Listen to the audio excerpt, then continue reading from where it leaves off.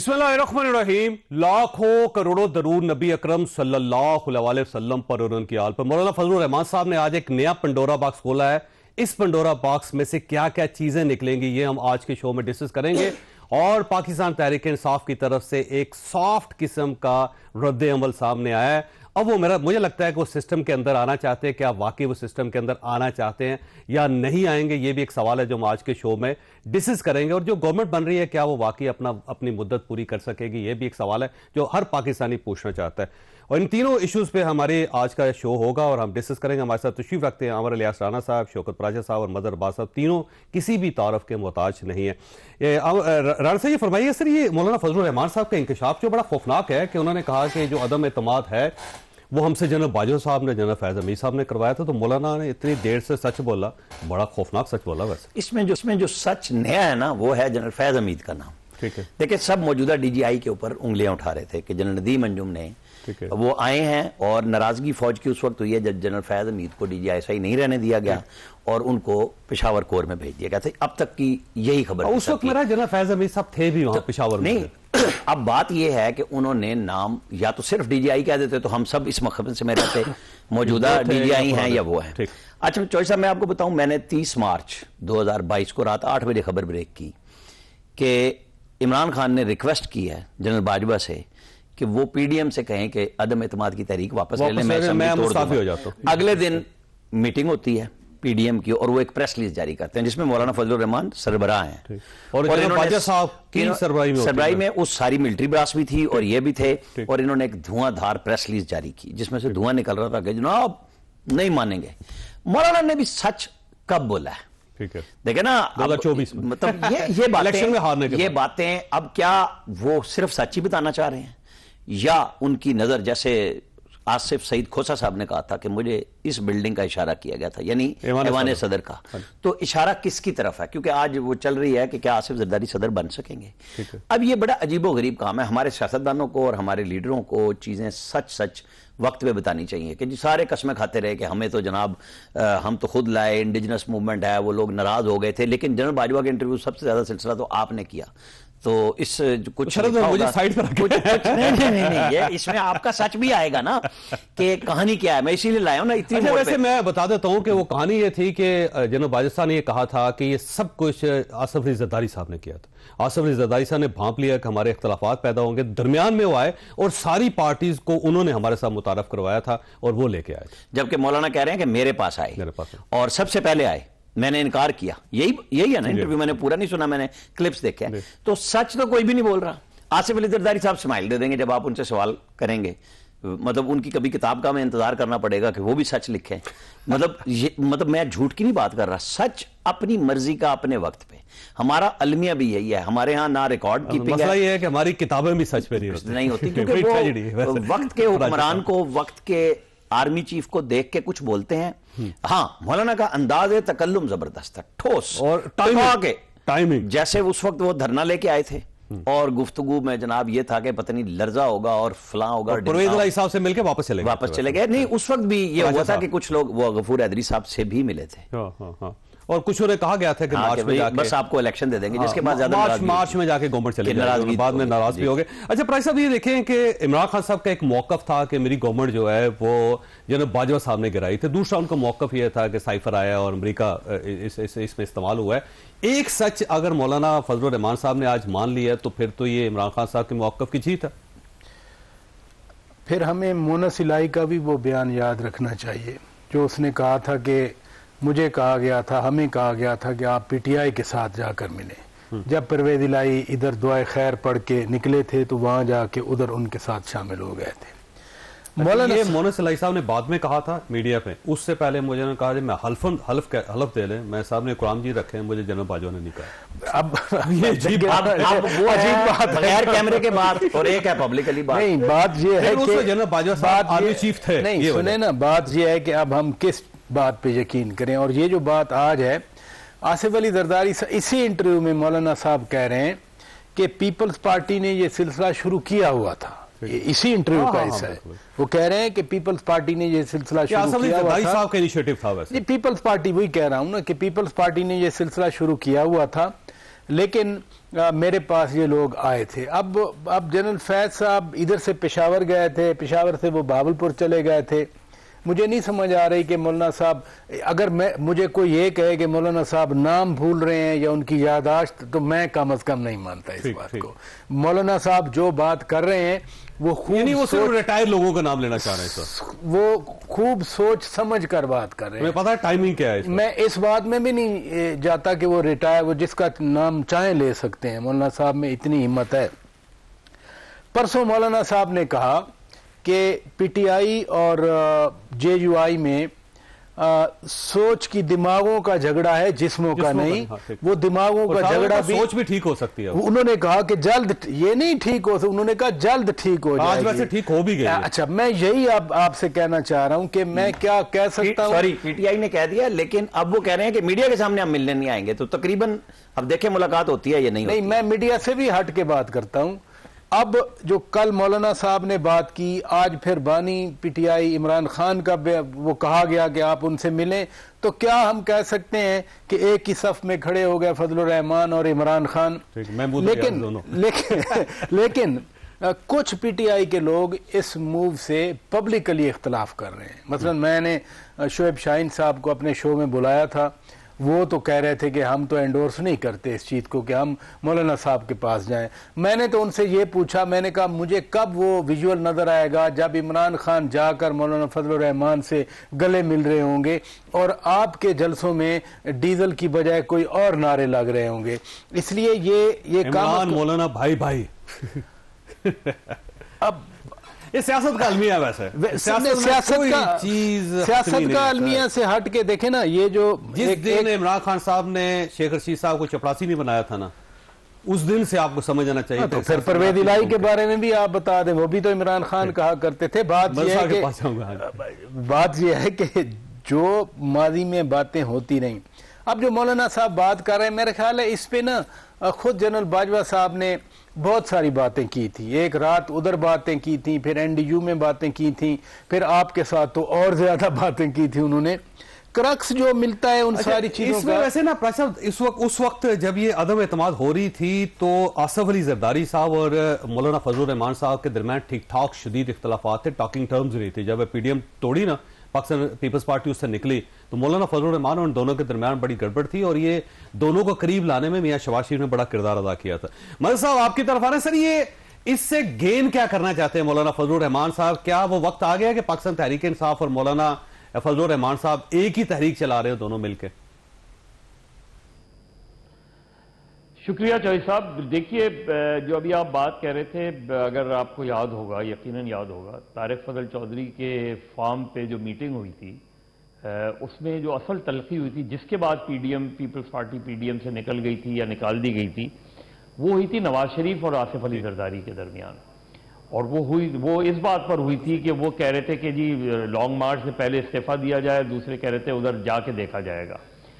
और उसके बाद और जरदारी साहब का क्योंकि पस मंज़र नवाज शरीफ साहब के साथ था कि जब 2015 में डॉक्टर आसिम गिरफ्तार हुए थे, तो जरदारी साहब ने बड़ा सख्त बयान दिया था। ये जो डेवलपमेंट है, इस पर तो मौलाना को पहले शर्मिंदा होना चाहिए थोड़ा सा। फिर बाकी पीडीएम के लोगों को अगर ये बात सच है और जो मौलाना कह रहे हैं, ज़ाहिर है एक आदमी खुद ही कह रहा है कि जनरल बाजवा के कहने पे हम अदम एतमाद की तहरीक लाए थे, तो फिर कौन सा आईनी रास्ता, कौन सा कानूनी रास्ता? बाजवा साहब का झगड़ा इमरान खान से हुआ, उन्होंने इन सब को इस्तेमाल किया और ये सब इस्तेमाल हुए। और मेरा पहले दिन से ये मौक़िफ़ था कि ये अदम एतमाद की तहरीक कोई आईनी रास्ता नहीं है। ये झगड़ा था बाजवा और इमरान खान साहब का जनरल फैज़ के ट्रांसफ़र पे, जो कन्वर्ट हुआ। जब बात नहीं बनी तो अल्टीमेटली अब आप सोचें ना कि मौलाना के बयान के ऊपर, अब मुझे नहीं पता जनरल बाजवा क्या कहेंगे या जनरल फैज़ क्या कहेंगे, लेकिन कम से कम जरदारी साहब और नवाज शरीफ साहब को इस बयान को या तो कॉन्ट्रडिक्ट करें, क्लैरिफाई करें, या फिर ये शर्मिंदा हो कि ये जनरल बाजवा के कहने पे अदम एतमाद की तहरीक ला के आपने एक वज़ीर आज़म को हटा दिया, एक इलेक्टेड प्राइम मिनिस्टर को। तो कब तक आप इस तरह की सियासत हम चलते रहेंगे? इसमें ना मल साहब एक और इशू भी है। ये इशू ये है कि कल मौलाना फजलुर रहमान साहब ने जो प्रेस कॉन्फ्रेंस की थी, उसमें उन्होंने कहा था कि एस्टेब्लिशमेंट ने ये इलेक्शन करवाए हैं, उन्होंने रिग करवाए हैं और एस्टैब्लिशमेंट को फौरी तौर पे सारे प्रोसेस से बाहर होना चाहिए, और अगले दिन वो मान रहे हैं कि एस्टैब्लिशमेंट के कहने पे हम अदम एतमाद हम पे ले आए थे। तो ये अजीब सी कंट्रडिक्शन है कि जब आपको फायदा था तो आपने एस्टैब्लिशमेंट के हाथों इस्तेमाल हुए या आपने एस्टैब्लिशमेंट को इस्तेमाल किया, और जब आपको फायदा नहीं हो रहा तो आप ये कह रहे हैं कि सारे प्रोसेस एस्टैब्लिशमेंट को बाहर निकल जाना चाहिए। यही असल मसला हो रहा है। मुझे नहीं पता कि इनके और पीटीआई के दरमियान क्या चीजें होंगी, मुझे बड़ा डाउट है। और पीटीआई जिस तरह भी शौकत कह रहे थे कि पीटीआई के अंदर इस पर बड़ी रेजिस्टेंस होगी अगर मौलाना से पीटीआई के लोग मिलते हैं या पीपल्स पार्टी वालों से मिलते हैं। हालांकि पीपल्स पार्टी तो डिनाई कर रही है कि शायद ऐसी कोई मुलाकात नहीं होने जा रही, लेकिन ये जो मौलाना ने बात की है ये बहुत सीरियस बात है, और इस लिहाज से सीरियस बात है कि इसने पीडीएम की पार्टीज को बिल्कुल एक्सपोज करके रख दिया है। कि इसका मतलब यह है कि आप उनके कहने पर आपने जो कुछ भी किया, असेंबली के अंदर जो खेल खेला, वो दरअसल आपने कोई एक आईनी रास्ता तो हम पेपर पे तो कह सकते हैं, लेकिन दरअसल ये एक आईनी मूव नहीं थी, ये गैर आईनी मूव थी। क्योंकि गैर आईनी लोगों के मूव पे आपने ये मूव बनाई थी जिनका पॉलिटिक्स से कोई ताल्लुक नहीं होना चाहिए। अच्छा मैं साहब आपके पास एक सवाल छोड़ के ब्रेक ले रहा हूं कि आज अगर मौलाना फजलुर रहमान साहब का जो एतराफ है उसे वाकई सही मान लिया जाए, तो इसका मतलब यह नहीं है कि इमरान खान का मौकफ आज सच साबित हो गया। छोटी सी ब्रेक, और ब्रेक के बाद दोबारा जरूर प्रोग्राम में दोबारा खुश आमदीद। मतलब सही फरमाइएगा, इमरान खान साहब जब इक्तदार से निकले थे तो उनका एक ही मौकफ था कि जनरल बाजवा साहब ने मेरी हुकूमत गिराई थी। वो बार बार ये कह रहे हैं कि यही हैं जिन्होंने मुझे नुकसान पहुंचाया और पाकिस्तान को नुकसान पहुंचाया। आज मौलाना के एतराफ के बाद ऐसा नहीं महसूस होता कि इमरान खान का मौकफ सच था? देखिए वो उस वक्त ही नजर आ रहा था अगर इमरान खान साहब ये कहें या ना कहें, लेकिन जो पीडीएम की पार्टीज का तो बिल्कुल एक अलग उस वक्त मूव थी। ये तो कोई भी नहीं सोच सकता था कि पीडीएम और पीपल्स पार्टी जो एकदम बिल्कुल अलग अलग सिम्स पे जा रहे थे, ऑल ऑफ अ सडन उन्होंने अदम एतमाद की तहरीक मूव हुई और वो पास हो गई। ये जाहिर है जो अक्टूबर में क्राइसिस शुरू हुआ था अक्टूबर 2021 में, वो कन्वर्ट हो गया 2022 में। इमरान खान नहीं चाह रहे थे जनरल फैज को हटाना, और जनरल बाजवा इस बात पे मुसिर थे कि ये जो है ये की जाए। और उसके बाद हमने देखा कि वो पॉलिटिकल मूव हुई ये, और उसके नतीजे में जो अलाई इमरान खान साहब के थे जो 2018 में उनके हवाले किए गए थे, चाहे वो मुस्लिम लीग काफ की शक्ल में हो, चाहे बाप की शक्ल में हो या एमक्यूएम की शक्ल में हो, वो उनसे खींच ली गई सपोर्ट और अदम एतमाद की तहरीक को कामयाब किया। तो ये जनरल बाजवा का जाहिर और अब एतराफ हो रहा है, तो जनरल बाजवा का गेम प्लान था जिस पे ये पूरी पीडीएम और पीपल्स पार्टी इस्तेमाल हुई, और ये इनको एतराफ करना चाहिए कि हाँ हम इस्तेमाल हुए, और ये एतराफ करके उन्हें थोड़ा सा तो शर्मिंदा होना चाहिए। बिल्कुल सही बात। अच्छा राणा साहब, ये सिर्फ एतराफ काफी नहीं होता है इतने बड़े बड़े लीडर्स का, उसके बाद फिर जाहिर है उन्होंने कोई फैसला भी करना होता है, उन्होंने अपने लिए एक सजा भी तजवीज़ करनी होती है। ऐसा नहीं है कि आप कोई इक़्तिदार नहीं मिल रहा तो आपने एतराफ़ कर लिया, अगर आज आपको मौका मिल जाए तो आप अपना एतराफ़ वापस ले लें। असल में मसला ये है ना कि हमारे एतराफ़ वक्ती हैं। अब वो एतराफ़ जिसमें 2018 में हुकूमत जिस तरह दी गई, फिर मैं अगेन आपसे कहूँगा, वो आपसे बातें जनरल बाजवा ने बराह रास्त की, तो फिर सच्चा तो कोई भी नहीं है। हर बंदे का अपने वक्त का सच है, अपना अपना सच है, मतलब और वक्त ही है। मुझे आज ये सच ठीक लग रहा है कि मैं नाराज हूं।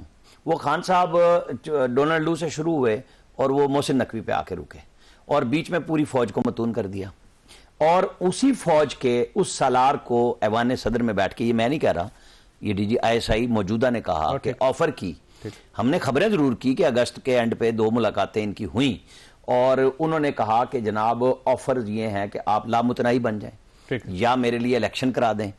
तो वहीं जा रहे थे ना सारे के सारे, कि मुझे भी फैज वहीं से मिले। मैं फैज हमीद की बात नहीं कर रहा, नॉर्मली वो फैज उस हवाले से होता है। जनरल बाजवा से फैज ले रहे थे ना, नहीं जनरल बाजवा से फैज ले रहे थे ना कि एक्सटेंशन दे दो, और जनरल बाजवा एक्सटेंशन पे खेल रहे थे, क्योंकि उनके जहन में था। और मैं आपको कह रहा हूं कि वो ये कहते हैं कि मुझे इमरान खान भी एक्सटेंशन दे रहा था, मुझे शहबाज शरीफ भी एक्सटेंशन दे रहा था। अब दी नहीं, वो कहा कि शहबाज शरीफ ने 6 बार ऑफर और वो 3 बार इमरान खान ने आकर, और वो जो नहीं दी वो नवाज शरीफ ने नहीं दी। ये मतलब वो शहबाज शरीफ को रोका उन्होंने कि भाई नहीं दी। पहले उनकी मर्जी से एक्सटेंशन मिली थी, क्योंकि उस वक्त सुप्रीम कोर्ट के ऑर्डर के बाद जब वो आसिफ सईद खोसा साहब को ऐवान सदर नहीं मिला, हालांकि वो पहले उनकी मुद्दत बढ़ाने के लिए जजेस की रिटायरमेंट की फ़खर इमाम साहब ने बिल भी पेश किया था, 68 साल करना, और नवाज शरीफ के पास लोग पहुंच गए थे जेल में कि जी ये बिल नवाज शरीफ ने माना था, इनकार नहीं, वो भी नहीं किया था, फिर ये भी नहीं किया। अब इशू ये है कि हमारा सिस्टम है, धंधा है पर गंदा है, और उसमें सारे इन्वॉल्व हैं। इसलिए मैं बड़े अरसे से कह रहा हूं कि जी फिर या तो ट्रूथ एंड रिकंसिलिएशन कमीशन अपना जुर्म मान के पब्लिक करें और ये डी चौक में बैठें, उसमें सारे हाजरीन, नाजरीन, साबकीन सारे बिठाएं कि जनाब हमने ये किया, क्योंकि अब हम वहां आ गए जहां सियासत नहीं हो रही, मुल्क चलना नहीं है आपसे। ये अभी जो गैस की कीमतें दूसरी दफा बढ़ी हैं, तीसरी दफा भी बढ़नी है। जनाब बाजा साहब ने एक ब्रीफिंग दी थी वक्त GHQ में, जिसमें खासे सहाफी मौजूद थे, उसमें मौलाना फजलुर रहमान साहब के बारे में जो कुछ कहा था ना, वो वैसे मैं दोहरा नहीं सकता पब्लिक के लिए सबको पता है, वैसे सबको याद भी होगा। अच्छा प्राइस साहब, अब ये फरमाइएगा कि मौलाना फजलुर रहमान साहब और इमरान खान साहब का जो इत्तेहाद है, ये वाकई कोई हैरान कुन वाकया नहीं पाकिस्तान में? इसके दो पहलू हैं। नंबर वन, एक चीज़ मैं थोड़ा सा कमेंट करना चाहता हूं कि पोस्ट नो कॉन्फिडेंस या इस नो कॉन्फिडेंस पर तो हम यार्ड स्टिक बना के बैठे हैं कि ये PDM वाले सारे इस्तेमाल हुए। ठीक है, या इन्होंने इस्तेमाल किया, ये भी तो हो सकता है, इक़्तिदार में तो ये आए थे ना। नहीं, वो तो खैर जो एक थीसिस अब बन रहा है ना कि जी बाजवा साहब ने साजिश की थी, मैं तो उस पर्सपेक्टिव में बात कर रहा हूँ। तो फिर 2017 में कौन इस्तेमाल हुआ? जो 2017 में मियां नवाज शरीफ के खिलाफ लगे रहे सारे, वो फिर कौन इस्तेमाल हुआ? फिर राणा साहब को पता है, फिर कौन कहता था कि जी हम तो एक पेज पे हैं? कौन कहता था कि मैं फैसले करता हूं और वो मानते हैं? अगर हम पोस्ट नो कॉन्फिडेंस या नो कॉन्फिडेंस वाली यार्ड स्टिक को चेंज करें तो हमें सबको फिर देखना चाहिए कि पहले और आज भी मैं एक और बात भी कर दूं, बार बार खान साहब कह रहे हैं कि जी मैं तो मुज़ाकरात के लिए तैयार हूं, मेरे साथ कोई बात नहीं कर रहा। वो जरदारी साहब के बारे में तो नहीं बात कर रहे, वो नवाज शरीफ के बारे में तो नहीं बात कर रहे, वो शहबाज शरीफ के बारे में नहीं बात कर रहे, वो बात वो उधर ही कर रहे हैं कि आज भी अगर मेरी मतलब बातचीत शुरू हो जाए तो अभी भी ट्राई कर रहे हैं वैसे मैं वही आपसे गुजारिश कर रहा हूं। इसलिए अब जो दूसरी बात आपने क्या सवाल किया, सॉरी मौलाना फजलुर रहमान साहब और इमरान खान साहब दोनों एक ही एजेंडे पे। मुझे एक और थोड़ा सा ना, मैं वरीड भी हूं इस बारे में कि जमात इस्लामी, TLP, मजलिस वहदत अल मुस्लिमीन और अब JUI, ये कहीं वो PNA वाला जो मजहबी जमातों का अलायंस है, क्योंकि देखिए किसके खिलाफ होगा? गवर्नमेंट तो इनके अपने लोगों की है ना जी, इस गवर्नमेंट के खिलाफ तो नहीं हो सकता ये। नहीं देखे ना, PNA जब बना था 77 में, ये मजहबी अलायंस था। अब ये क्या सारा इत्तेहाद नून लीग और पाकिस्तान पीपल्स पार्टी के खिलाफ बनाएंगे ये लोग? डेफिनेटली जो गवर्नमेंट है सामने, जिस गवर्नमेंट से कहेंगे आप इस्तीफा दे दें, जिस गवर्नमेंट इस्तीफा दे के तो क्या ये गवर्नमेंट बनाने के काबिल हो जाएंगे? जिस गवर्नमेंट ने सॉरी ये जा रहे हैं पार्लियामेंट के अंदर, वहां बाइकाट हो गया था, और इसके अंदर ये बार बार कह रहे हैं कि हम बैठेंगे। उनके राणा साहब बात ये है, जब देखें बात सुने, एहतजाज होता है, जब आप लोगों को इंसाइट करके बाहर निकालेंगे फिर उसको कौन कंट्रोल करेगा? नहीं, अभी ये फर्स्ट स्टेप है ना जी, जब अभी ये फिर सेकंड होगा, फिर थर्ड होगा जो रैली होगी। शेर अफजल खान मरवत ने यह भी कह दिया आज ही उसी प्रेस कॉन्फ्रेंस में कि अभी तो ये एहतजाज है लेकिन लॉन्ग मार्च भी इस्लामाबाद के लिए हम करेंगे। अगर आप फिर इन राहों पे चलेंगे, वो जो सारी मजहबी जमातें हैं उनको इकट्ठा करके, तो मुझे तो वो खान साहब भी ओरिएंटेशन रखते हैं TTP की तरफ, बाकी सियासी जमातें, फिर उनको जो मजहबी जमातें कौन रोक सकता है? इसलिए ये एक बहुत ही खतरनाक मूव मुझे लग रही है जो आप कह रहे हैं ना इकट्ठे। अच्छा, वैसे मौलाना फजलुर रहमान साहब का जो मुतालबा है वो बड़ा दिलचस्प, कहते हैं हमारे साथ धांधली हुई। अब सवाल यह है कि धांधली हुई है तो बेनिफिशियरी तो पाकिस्तान तहरीक इंसाफ है उसकी, तो इसका मतलब ये हुआ कि पाकिस्तान तहरीक इंसाफ के खिलाफ आप एहतजाज करना चाहते हैं? नहीं, देखें जो मौलाना साहब तो कह रहे हैं कि तासुर ये है, इसी इंटरव्यू में कह रहे हैं तासुर ये है कि मियां नवाज शरीफ को भी सीट दी गई है। मौलाना साहब पिछले इलेक्शन के बाद भी आपको याद नहीं बैठना चाह रहे थे, वो कहते थे कि हमें असेंबली का बाइकआउट करना चाहिए। मौलाना साहब के ज़हन में एक मसलसल बात है कि मुझे हराया जाता है, और खास तौर पर देखें ना, एक तरफ वो हरा के तो इमरान खान साहब को जितवाया गया, अजीब सी बात है वैसे, और इमरान खान साहब खुद एहतजाज कर रहे हैं। अब जो जीता है एक जगह से वो भी एहतजाज कर रहा है, और जो हारा है उसी से हारा है वो भी एहतजाज कर रहा है उसके साथ मिलकर। बात यह है कि अपनी अपनी रीजन होती है ना, अपनी अपनी रीजन होती हैं, जो बहुत सारे जो इंटरेस्ट हैं जहां पर जाकर कन्वर्ज कर देते हैं। जैसे एक बंदे की जेब कट जाए और कहे जी इसने काटी, और साथ उसके मिलके कहें चलो आप दोनों मिल के। नहीं चौधरी साहब, एएनपी ने कहा है ना कि भाई हमारा तो एहतजाज ही तुम्हारे खिलाफ है, तुम हमें दावत दे रहे हो, हम नहीं बात करेंगे। असद कैसर ने फोन किया, उन्होंने कहा जी हमारा तो एहतजाज ही तुम्हारे खिलाफ है, बेनिफिशियरी तुम हो। अब यही तो मसला तो ये है कि धांधली किसके खिलाफ किसने की, सब एक दूसरे पे इल्जाम लगा रहे हैं। केपी में वो कहते हैं जी ये जो 2-4 सीटें जीत गए उनके खिलाफ मुजाहरे, जो एमपीए बन गए वो कहते हैं ये सारे गलत। अच्छा, उनकी सीटें जमात इस्लामी को चली जाएं तो वो ठीक, पंजाब में 2 सीटें एक आजाद को मिल जाए, एक नून को मिल जाए तो वो धांधली। मतलब यहां कोई बंदा बाय द वे इस इलेक्शन पे खुश तो कोई भी नहीं है, सबकी reservation, Noon league reservation, peoples party reservation, PTI reservation, उसके बाद JUI reservation, nationalist party in Balochistan reservation. एक बात पे पाकिस्तान मुस्लिम लीग नहीं, एक बात पे किसी की नहीं है कि वोटर को रोका नहीं गया। हाँ बिल्कुल ये बात सही। मतलब साहब आपकी तरफ आना है, सवाल आपके पास छोड़ के जा रहा हूं कि पाकिस्तान तहरीक इंसाफ का जो नया वर्जन है वो बड़ा दिलचस्प है। उमर अयूब साहब प्राइम मिनिस्टर नामजद कर दिया है, मियां असलम इकबाल साहब को चीफ मिनिस्टर पंजाब, आकबुल्ला को स्पीकर केपी, और इसके अलावा जो अली गंडापुर साहब हैं वो खैर मेरा ख्याल है शायद कोई ठीक चॉइस नहीं है। तो इसको क्या समझा जाए? छोटी सी ब्रेक, ब्रेक के बाद दोबारा जरूर प्रोग्राम में दोबारा खुश आमदी। मतलब ये पाकिस्तान तहरीक इंसाफ का, ये इमरान खान साहब का मेरा ख्याल है एक सॉफ्ट वर्जन आया है। अब वो चलना चाह रहे हैं एस्टेब्लिशमेंट के साथ, स्टेट के साथ, क्योंकि असम्बलियों में आ रहे हैं। फिर जो लोग नामजद किए उन्होंने वो ऐसे हैं जिनको सब लोग एक्सेप्ट कर सकते हैं। तो अब हम ये समझे कि मुस्तकिल पॉलिसी इनकी या फिर ये वक्ती है। मदर साहब चूंकि दूर बैठे हैं, मैं आपके करीब हूं, थोड़ा सा फायदा लूंगा, एक फिक्रा कह के हट जाऊंगा। ये जो इन्होंने बलूचिस्तान के लिए वजीर आला नामजद किया है, मुझे अभी तक वो पता नहीं लगा कि वो एमपीए भी बनाया कि नहीं। नहीं है, वो एमएनए हार गया था। पहले 2 घंटे उसको तलाश करते रहे। वो इन्फॉर्मेशन कौन क्या दे रहा है जी, हाँ जी, ये समझने वाले। जी मल साहब ये आमिर इलियास राना साहब ने बड़ी दिलचस्प बात की, और वाकई ये मज़ा खेज बात है। देखिए, मुझे जो शौकत कह रहे हैं ना बात, मुझे वो बड़ी ख़तरनाक बात लग रही है, टू बी वेरी ऑनेस्ट। और उसका नतीजा फिर वही निकल सकता है जो पीएनए का नतीजा निकला था। और ये जो सूरत हाल जिस तरफ बढ़ रही है, मुझे ये जरूर है उमर अयूब यानी माशाल्लाह आप उसकी बात कर रहे हैं। बस अब मैंने पीएनए का नतीजा फिर जाहिर है अब वही उसी तरह कॉन्फ्रंट्रेशन का अल्टीमेट नतीजा फिर यही निकलता है ना। तो इस वक्त मुझे नहीं लग रहा वो ऑप्टिक्स जो आप कह रहे हैं कि उमर ये पीटीआई जो है पार्लियामेंट में, बिल्कुल बहुत अच्छी बात है, पार्लियामेंट में जा रहे हैं, इलेक्शन भी लड़ना जा रहे हैं, लेकिन एहतजाज भी हो रहा है। अब एहतजाज कौन कौन कर रहा है? कौन सी जमात है जो एहतजाज नहीं कर रही? बस फर्क ये है कि कौन किसके खिलाफ एहतजाज कर रहा है। एक दूसरे के, यानी जो आप जिसके खिलाफ एहतजाज कर रहे हैं उसके साथ मिलकर में एहतजाज कर रहे हैं। तो अल्टीमेटली हम एक क्योस की तरफ जा रहे हैं। और क्योस में सबसे जो ये क्योस क्यों पैदा हुआ, अगर शायद किसी हद तक ये क्योस, या तो पीटीआई को वो सारा लेवल प्लेइंग फील्ड मिलती, इंतखाबी निशान मिलता, तो शायद उनके पास सिंपल मेजॉरिटी आ जाती, या फिर इस वक्त जो सिचुएशन है, इस वक्त PMLN, Peoples Party, MQM with reserve seats तो बहुत कंफर्टेबली गवर्नमेंट बना सकते हैं। तो क्यों नहीं बना रहे गवर्नमेंट? पीपल्स पार्टी क्यों अपने आप को अपना हाथ खींचे हुए है? तो ये तो मुझे सिचुएशन बिल्कुल उस तरफ जा रही है जिसकी वजह से एक क्योस होगा, और क्योस का वही नतीजा निकलेगा जो हमने 77 में देखा है या इससे पहले हमने देखा है। तो मुझे तो जिस तरह शौकत कह रहे थे, मुझे भी कोई अच्छी सूरत हाल नजर नहीं आ रही। मुझे ज्यादा अदम इस्तेकाम नजर आ रहा है और एक तसादुम नजर आ रहा है।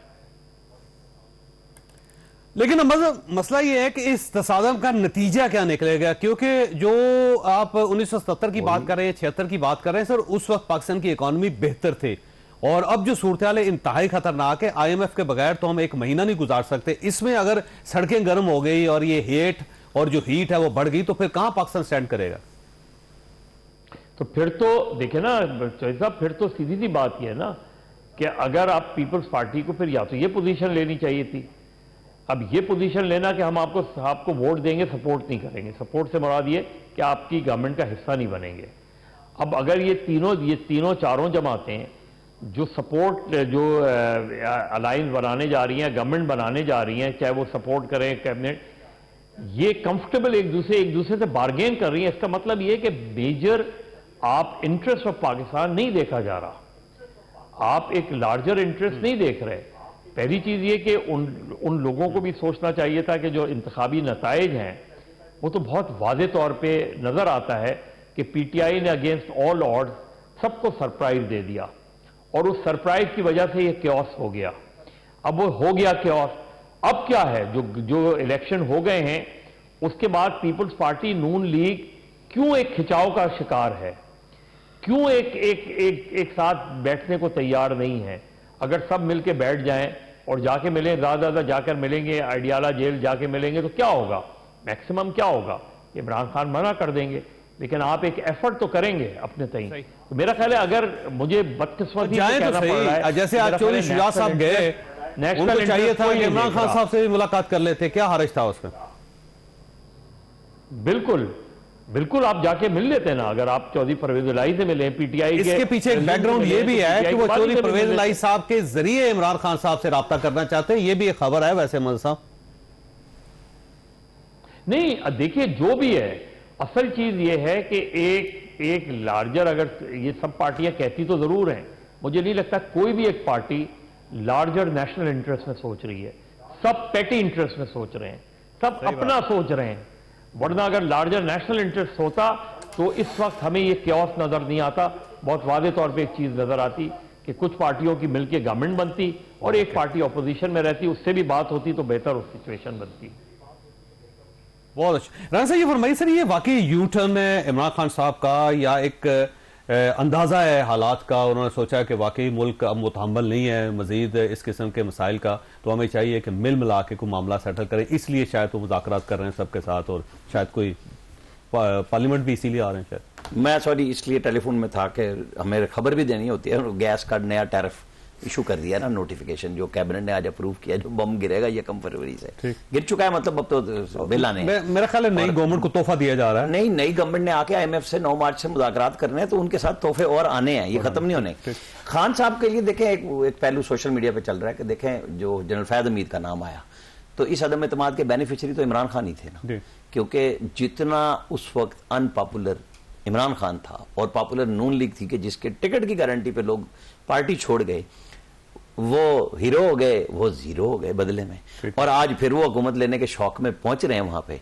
होनी क्या है उनके साथ, मतलब पार्टी फारग हो जाएगी बस। देखें आप टोटल उन लोगों के साथ दोबारा बैठना चाह रहे हैं जो कहते थे आप मामले खसूसी बनाएंगे तो हमारा भी बनेगा, आप एडवाइजर बनाएंगे तो हमारा भी एडवाइजर होगा। तो सेक्रीफाइस किसने करना है? पहले भी नून लीग अपने आप को खराब कर गई, अब जो ये गवर्नमेंट लेने जा रहे हैं इनमें से वो जो कह रहे हैं कि हम वजारत नहीं लेंगे, वो छोड़ेंगे क्या? आईनी ओहदे पहले ले लें, पीपल्स पार्टी की बात वो ये कह रहे हैं जी आईनी ओहदे लेके उसके बाद कैबिनेट में भी बैठ जाएंगे। खान साहब को ये नहीं, वो तो नून लीग खुद बिठाएगी, मिन्नत भी करेगी, रिक्वेस्ट भी करेगी, शहबाज साहब करेंगे कि नहीं आपके बगैर बात नहीं बनती, लोग नहीं मानेंगे हुकूमत को कि भाई आप हमारे साथ चलें, जैसे पहले भी था। बिलावल नहीं बनना चाह रहे थे वजीर खारजा, उनको बनाया कि नहीं आपको सारों के साथ होना पड़ेगा। असल इशू यह है कि मौलाना जो बात कर रहे हैं वो किधर से बात कर रहे हैं, क्योंकि यहां पे सच्ची बात है जो सियासतदानों का रवैया है, यहां पे खुद इंडिजिनस कोई नहीं बोलता, उनको कौन खड़ा कर रहा है?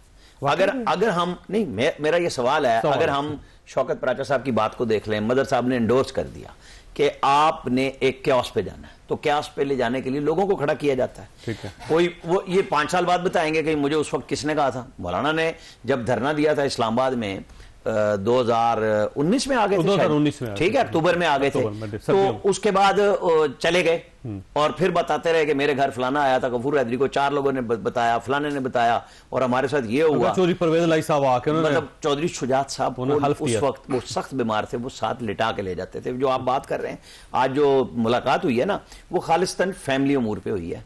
मैं आपको बताऊं, उन्होंने मुबारकबाद भी नहीं दी। अच्छा, जो मतलब पहुंचे हुए थे, जीते हुए लोग, शाफे भी थे और सालिक भी थे, वो बात ये हुई कि जी फैमिली की टेंशन को कम किया जाए, और चौधरी साहब बड़े होने के नाते से मुसलसल मिल रहे हैं। गिले शिकवे अपनी जगह है, लेकिन सियासत मैंने पूरी डिस्कस किया है, वो ये थी कि फैमिली के अंदर आप टेंशन को कम करें, और परवेज इलाही साहब ने हमेशा की तरह के मैं करूंगा। लेकिन असल इशू वही है कि आप देखें कि कौन कहां से बोल रहा है। अब खबरें पहले आई, तरदीद हुई, वजाहत हुई, खान साहब ने कहा मुझसे कोई नहीं मिला। आज नुसरत जावेद साहब ने कहा है कि शाह महमूद कुरैशी को जेल से इलेक्शन के 3 दिन बाद ले गए हैं और वो कुछ देर बाहर रहे और उसके बाद उन्होंने बुशरा बेगम के साथ वॉक किया 40 मिनट के, रिकॉर्डिंग ना हो सके। अब वो भी बाखबर साफी हैं। तो ये जो इनकार कर रहे हैं और ये जो मुलाकात हो रही है, ये किधर लेके जाना है? क्योंकि असल बात यह है कि पाकिस्तान चल नहीं रहा। एक वैसे बड़ा अच्छा सवाल आपने राना साहब उठाया कि अल्टीमेटली इसका नतीजा क्या निकलेगा। प्राइस साहब आपकी तरफ आऊंगा, ब्रेक लूंगा, एक छोटी सी ब्रेक प्रोग्राम में दोबारा खुश आमदीद। वैसे प्राइस साहब अल्टीमेटली इस सारी गेम का नतीजा क्या निकलेगा? एक सवाल है जो $1 बिलियन सवाल है, पाकिस्तान में हर शख्स ये सुनना चाहता है इसका जवाब। अब मतलब है, मेरी तो ख्वाहिश है जो डॉक्टर खालिद मकबूल सिद्दीकी साहब ने बात की आज, उन्होंने कहा कि नहीं, उन्होंने कहा कि रियासत के लिए हर एक को अपनी सियासत कुर्बान करनी चाहिए।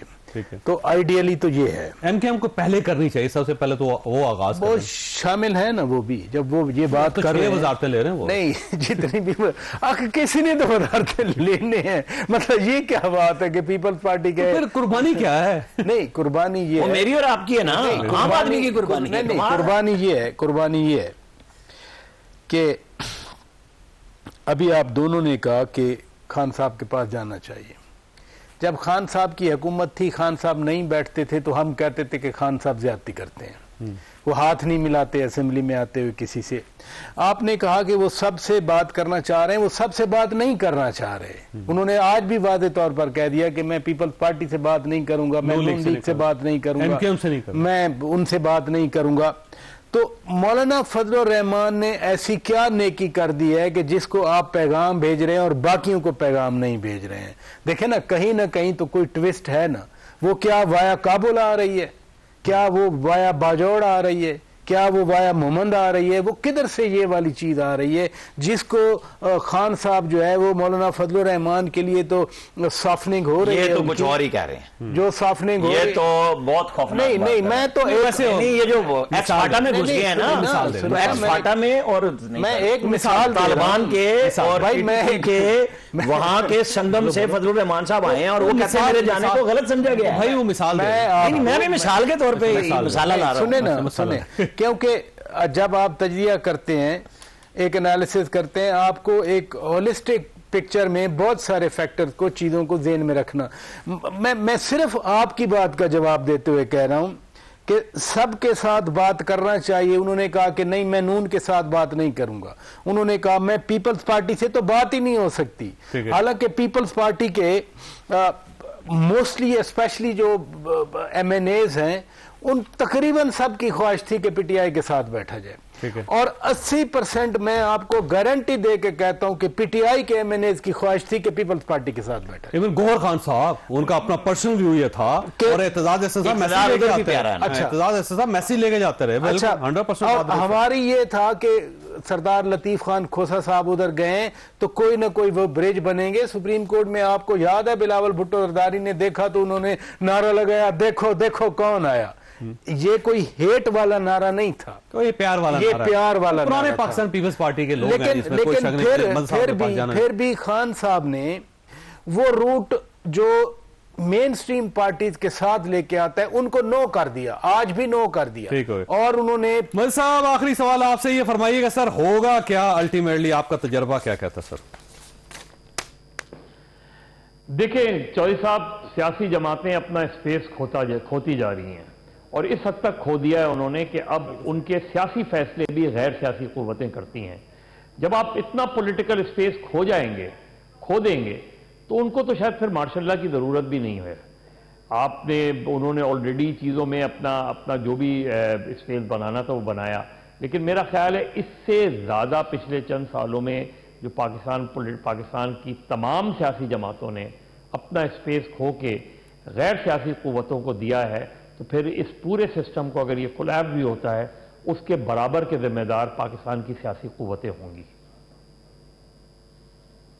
असल में मलसा मैं आपसे इत्तफाक करता हूं, पिछले कोई 6-7 सालों में जितना लूज पाकिस्तान की पॉलिटिकल पार्टीज ने किया है उतना किसी ने लूज नहीं किया, और सिर्फ अपने पर्सनल गेन के लिए, और उसका यही नतीजा निकल रहा है कि पाकिस्तान आज सफर कर रहा है। अल्लाह ताला आप और आपके अहले खानों की मुसीबत से महफूज रखे।